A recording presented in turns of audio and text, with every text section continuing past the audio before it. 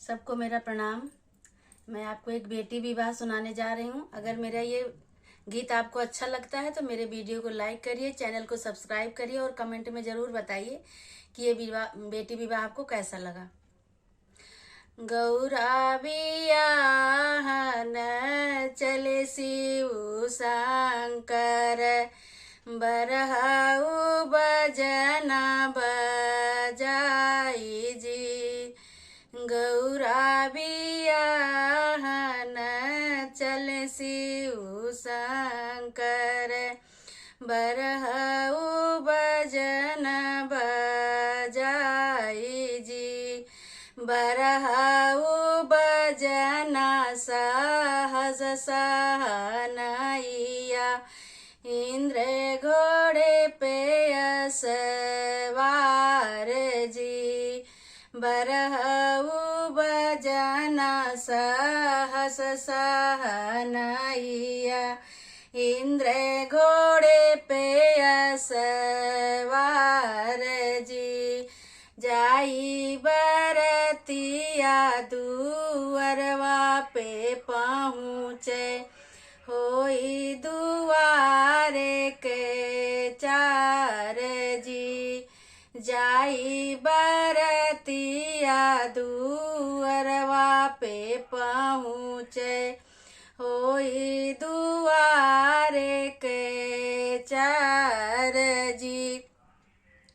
परछन निकली है मैना मदागिनी, सपवा छोड़ई फुफुकार जी।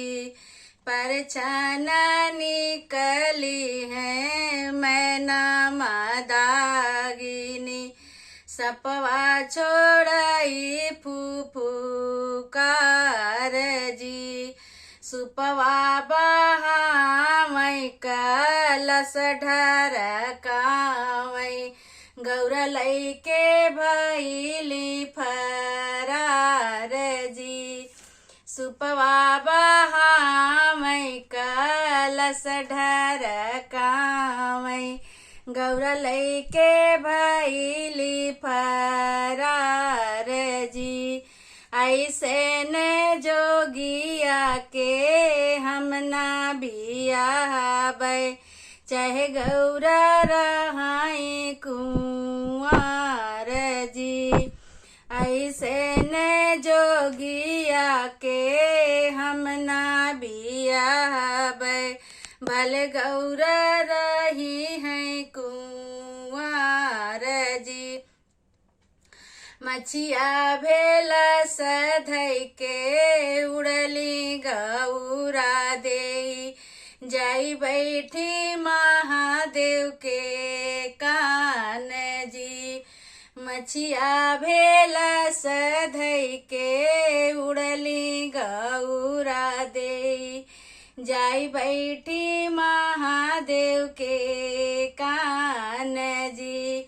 कौनो जुगुतिया लगाव मोरे प्रभु, नैहर के लोग कुलाए जी। कौनो जुगुतिया लगाव मोरे प्रभु, नैहर के लोग कुलाए जी। इतनी बचन सुने महादेव तो गौरा से करई विचार जी। इतनी बचन सुने महादेव जी, गौरा से करई विचार जी। हथवा के नगवा कंगन बन गईले, गले बीचे बनी गईले हार जी। हथवा के नगवा कंगन बनी गईले, गले बीचे बनी गईले हार जी।